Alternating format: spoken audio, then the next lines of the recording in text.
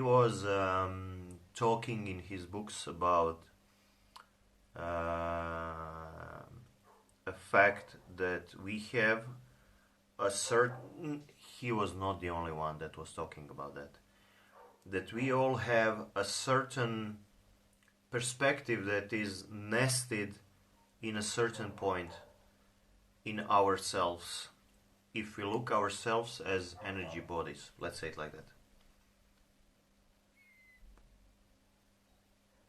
And that we need to try all the time to move that perspective in order to get a new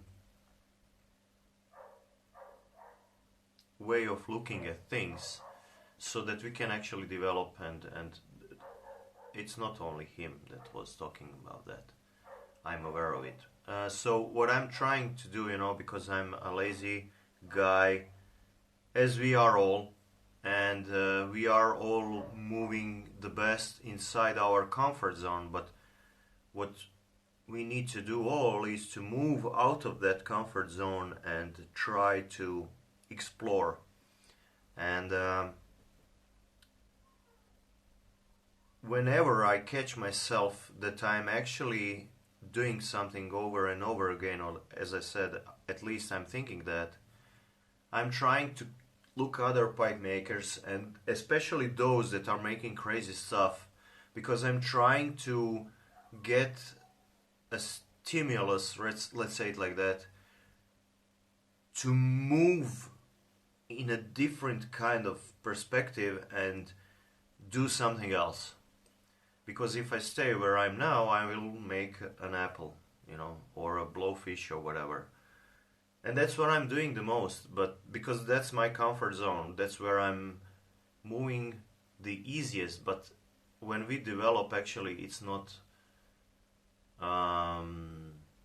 where it's not there where we are the most comfortable, So that's what I'm trying from time to time. But related stains, I cannot move too much, because some of the stains, from my point of view, like red one,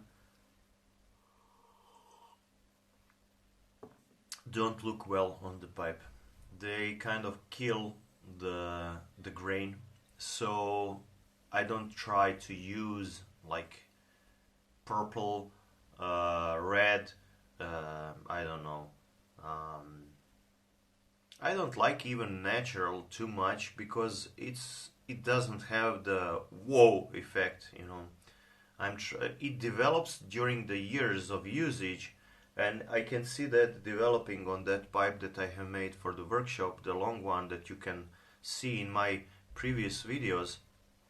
And it started to develop the grain because of the moisture of hands and everything else, so it started to darken a little bit and develop the grain nicely, which is great. But I'm kind of not too crazy about that natural kind of look. So what I'm usually move in between is brownish kind of, yellowish kind of direction, green and black natural. That's somewhere where I'm now. And what I decide how I decide which one to use is purely by feeling, most of the times. That also goes for the stems. Unless I have an order and I can play with whatever I have, I'm also trying to fit everything to be a whole piece, to look as a whole piece, to me at least. Maybe it doesn't look to you, but I'm trying to have them look as this is it, I'm aware that I don't succeed every time. Maybe I never succeeded, but at least I'm moving in that direction, I think. So that's basically what I'm doing. And I need a refill.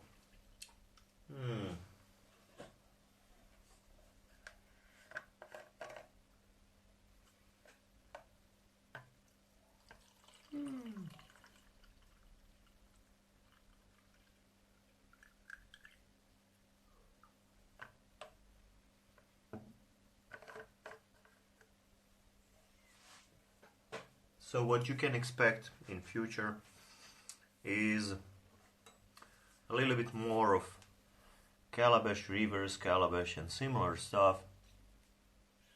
And I have been starting to work on a new Erica system calabash. So yeah, expect that soon also to be finished. Joao and I are busy as always. So yeah.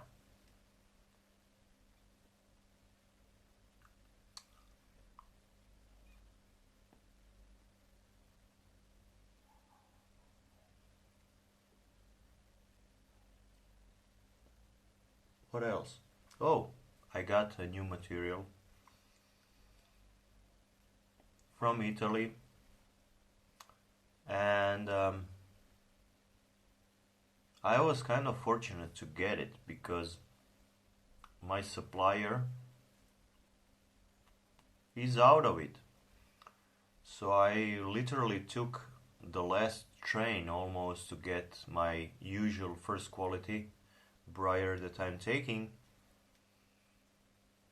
and I had to experiment with sizes because he didn't have middle and small sizes that I'm mostly using these days, so I had to adapt, which is okay, you know, as long as I get good material. So I was able to clean and sand the sides of the blocks to see what I get and to reserve some of the pieces for the show and also some for the regular pipe making, which is also great.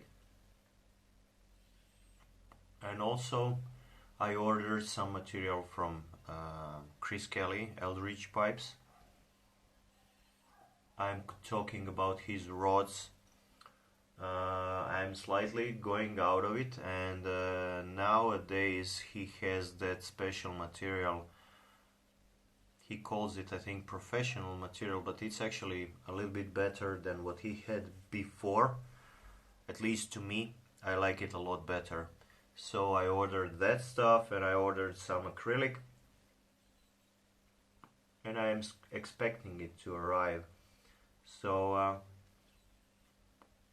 and then when I'm done with this, I need to collect money to get some ebonite. I'm going slowly out of it.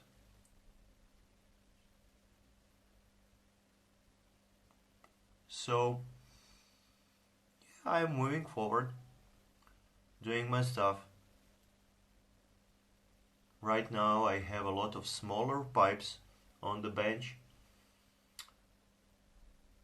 that it just happened that I had blocks that were kind of having a great grain but not on every part of the block, so I couldn't use the whole piece.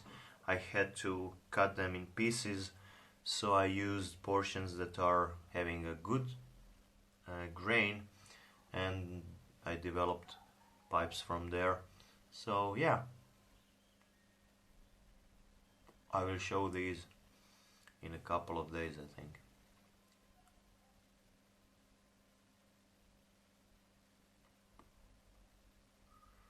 Okay, I'm going slightly down with this one.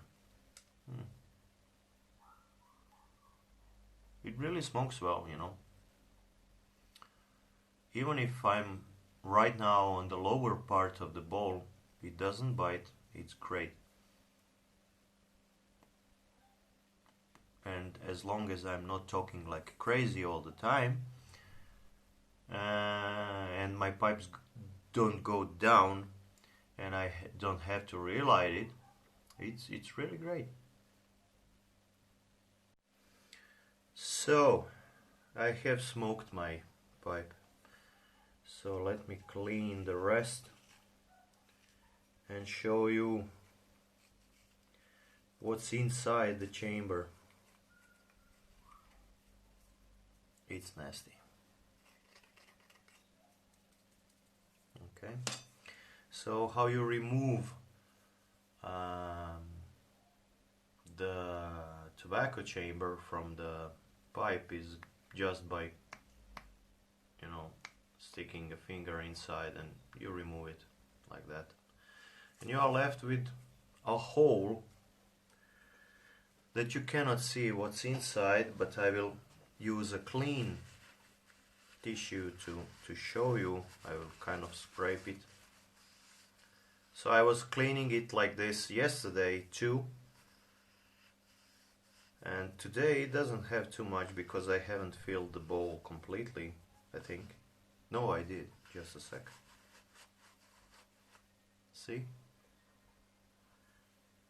And yeah, it's pretty clean now.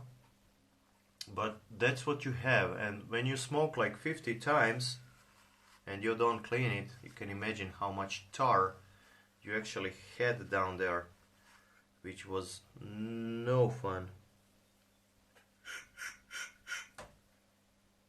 Yeah. So it seems to me, as I said, that calabash pipes also work as sort of as a filter, because on that moisture that is on the walls of the pipe, inside the chamber, you have some tar and nasty stuff sticking. So it's not just moisture, it's also the nasty stuff. So try it, not just Erica's. I'm talking about any kind of calabash pipes, and I think that I will make few for myself, like a reject. I will reject them into my bag. Guys, have fun, okay? Cheers.